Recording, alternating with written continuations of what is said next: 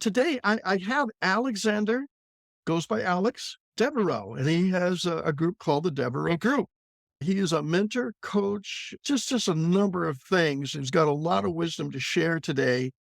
Before you get started on what you do a little bit, could you give us a little back history, a little bit about how you arrived where you're at?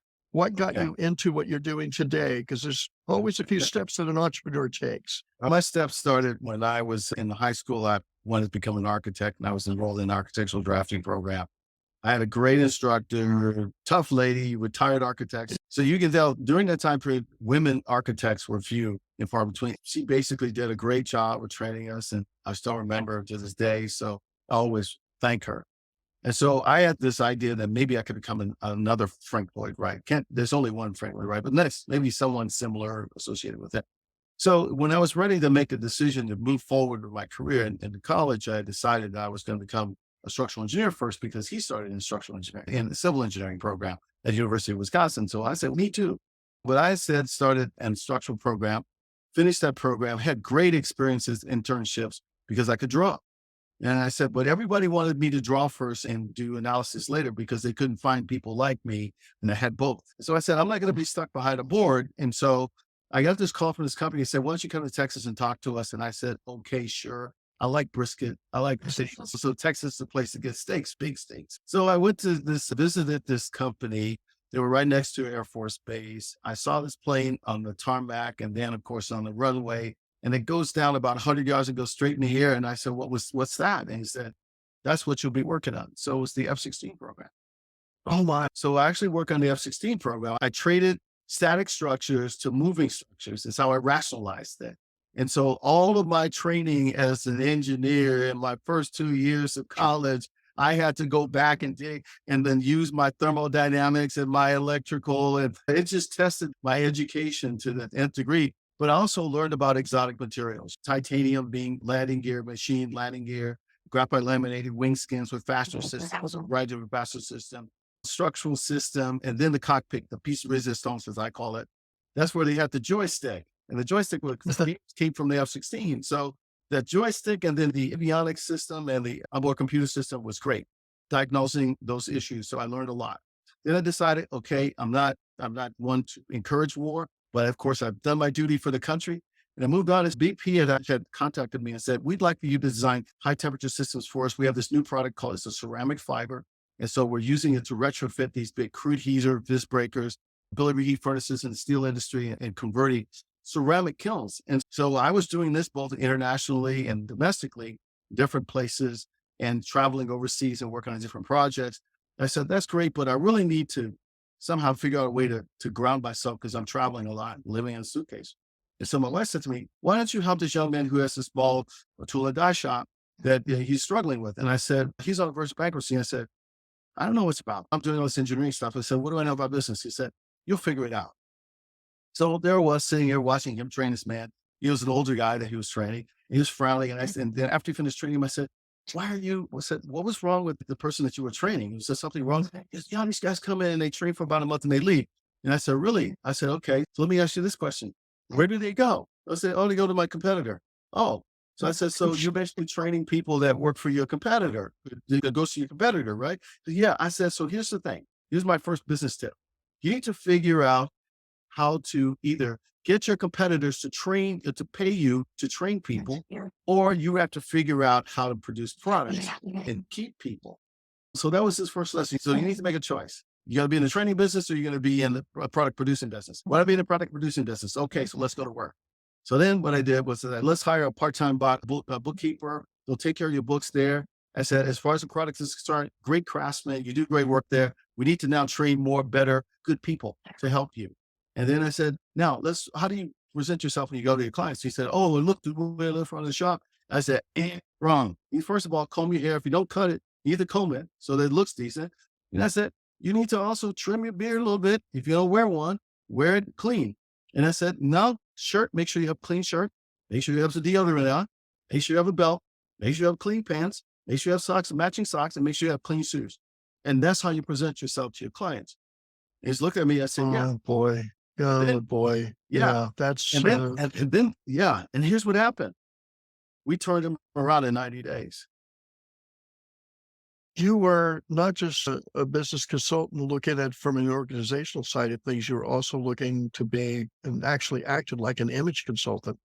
Yes, That has a lot because yourself as a person, you are your own brand. No matter what you put on your website as far as a logo, who's the face behind the business? absolutely. And you cleaned up his act and turned his business around in such a short time. Yep. So this was segue into what you're doing now, or were there a few other steps you had to take? And there's more. I was still with BP at the time. And then, of course, like I had ended up in the sales territory in New Jersey, covering New York City and New Jersey and Long Island, et cetera, with clients that were part of the petrochemical industry. There's just a lot of refineries there, et cetera. So I had basically Princeton. I was in Princeton. So I was covering Princeton research, or I'm sorry, mobile research in Princeton. And then also Exxon in Fulham Park. I had OEMs like a Foster Wheeler, big OEM. Like they Okay, were yeah. producing these different plants. Plus, I had clients in the World Trade Center before it was destroyed.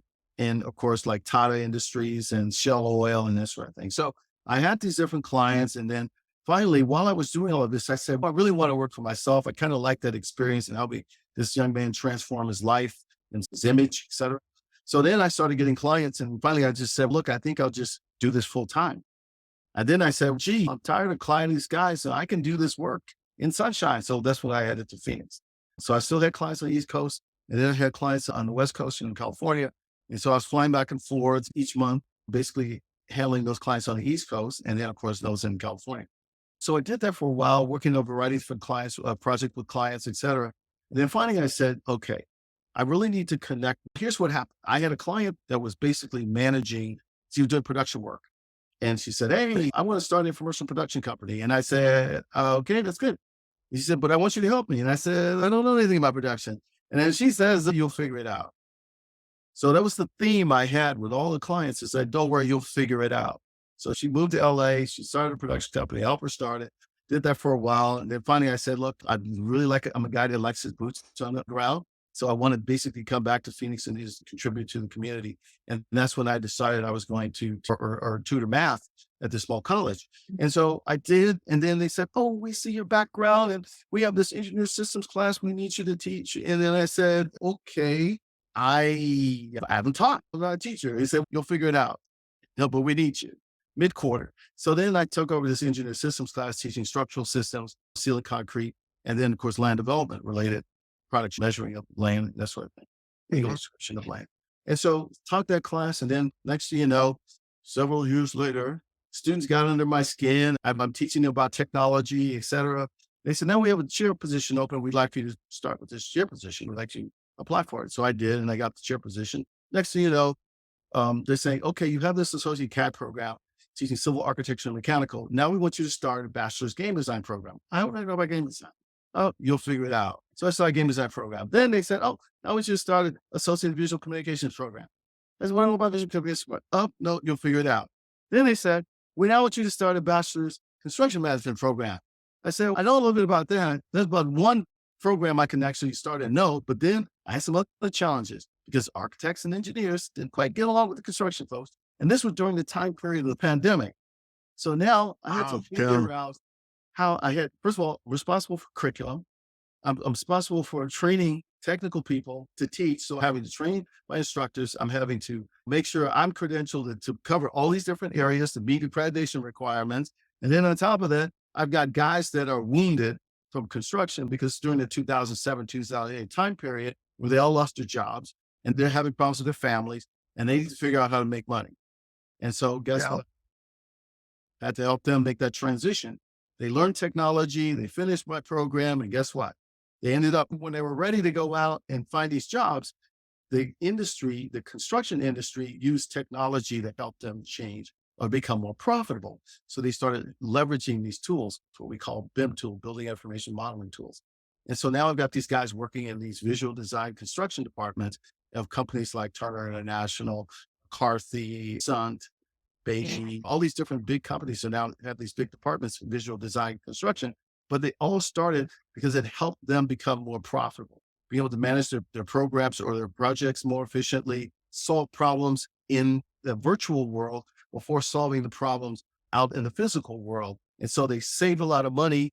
And as a result of that, and it became more efficient. And of course, that's where I proceeded. But that's not all.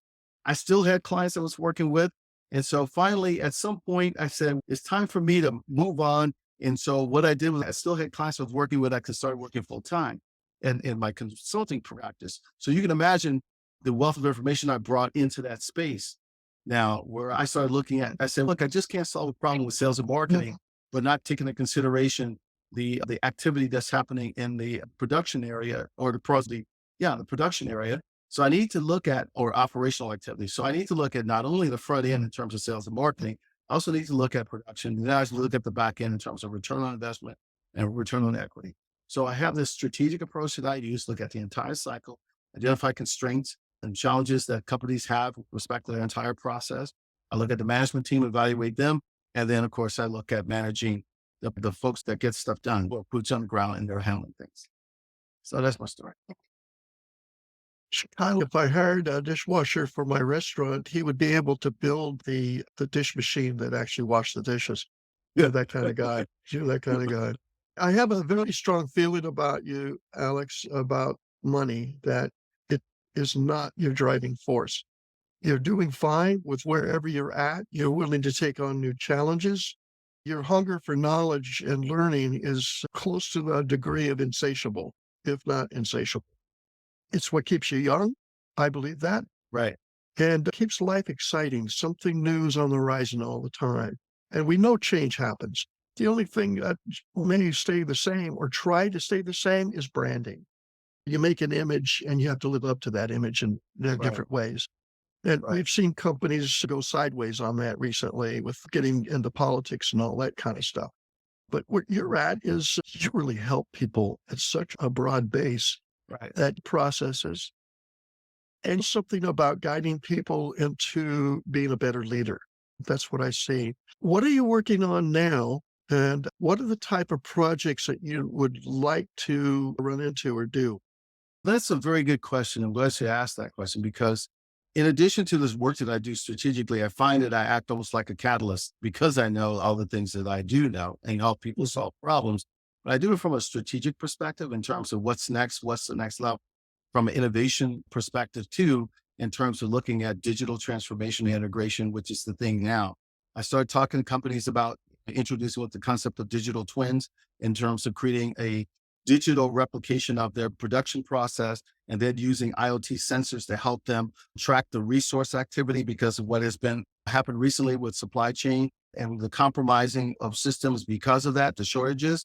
And so now what I've done is that I've added another component to my bag, if you will, of services, is that I also look for opportunities where I offer funding for companies that basically at a floor of about $500 million and up. So we have multiple $1 billion type projects or infrastructure projects, resorts, medical facilities or hospitals, et cetera. So I have funding sources that allow us to pursue those type projects. And then we may go down to about 250 million for projects that we think are worthy of consideration. But what's interesting about this project or a process package is that we offer 100% financing. We don't require anybody that's working on a construction project with us with our funding. We don't require them to start paying until after they have built both the vertical and horizontal, meaning that all their buildings underground, above ground, etc. If they've addressed all of those structures, they're now ready to generate operating capital or income to be able to service the debt.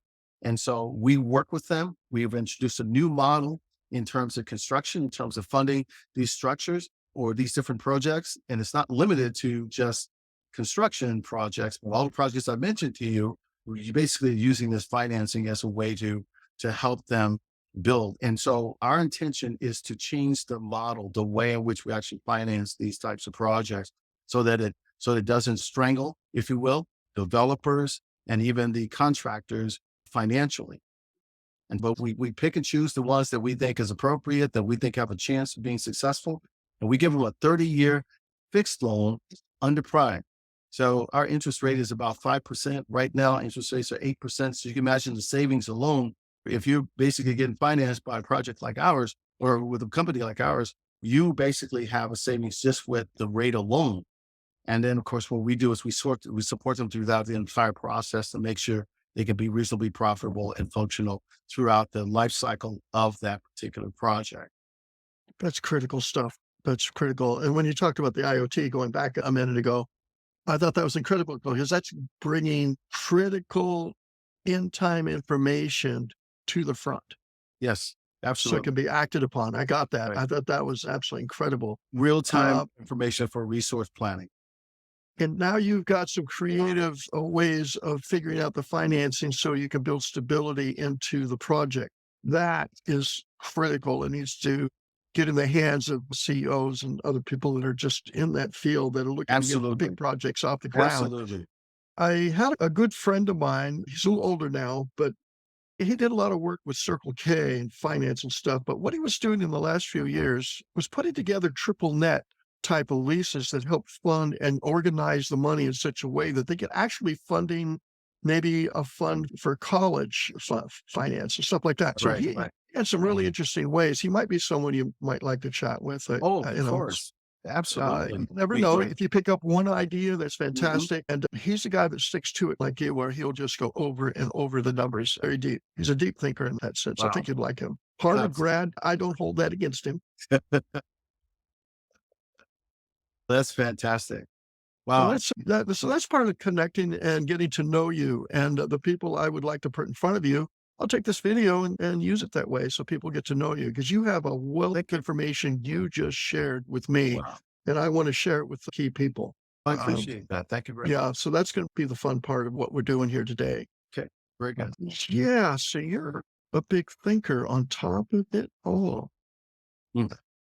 I hope we have a few more conversations for sure. Oh, we don't have to hope it. I'll send you my scheduler so you can, oh, you have my schedulers. You can plug into Yes, my calendar at any yes, time. I Be more can. than happy to help to talk with you. Fantastic. I could Yeah, definitely benefit maybe both, at least when I run absolutely. out an idea that I'm working on, Oh, where my good. heart and mind is together on something. Okay. You're probably going to be able to point out where the glitches are or what I need to smooth out and get Sure. better at, or what I need to outsource. The things that you could tell Sure. me, Be happy that to. 30,000-foot view would really help with a Right. startup like me. Yeah, I'm just a Absolutely. startup.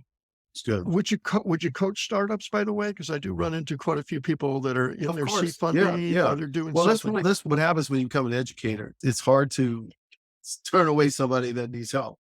So you give them what you can. And of course, if that benefits them, it's great. Super. You never know what that leads to. Yes, absolutely. Yeah. For sure. Well, I want to thank you for this time today. And Likewise. I'm going to have to watch this like 3-4 times because you had a lot of meat in this. This was great. Thanks, Thank Alex. you. Thank you so You bet. much. Okay.